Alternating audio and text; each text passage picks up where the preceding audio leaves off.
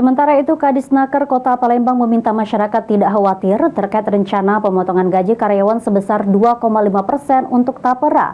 Lantaran rencana tersebut masih melewati kajian dan Tapera merupakan tabungan yang bisa dicairkan.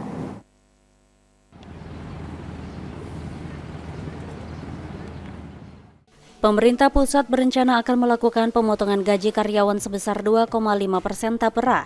Sesuai peraturan pemerintah nomor 21 tahun 2024 tentang perubahan atas PP nomor 25 tahun 2020 tentang penyelenggaraan Tapera.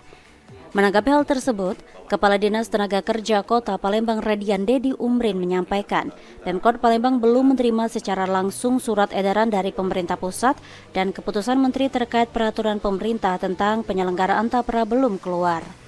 Masyarakat diminta tidak khawatir karena sebelum diterapkan pemotongan gaji untuk Tapera juga akan ada beberapa kajian, seperti apakah UMK sudah mencapai sebagai syarat penerapan Tapera. Ditambahkan Dedi, pemotongan gaji Tapera juga sebenarnya merupakan tabungan yang diawasi langsung BPK, BPKP maupun OJK, sehingga akan ada syarat nantinya agar Tapera tersebut bisa dicairkan. Tapera sendiri merupakan cara untuk membantu masyarakat berpenghasilan rendah secara gotong royong agar memiliki dana untuk membangun rumah. Nanti dengan keluarnya PP tersebut tidak serta-merta itu segera berlaku.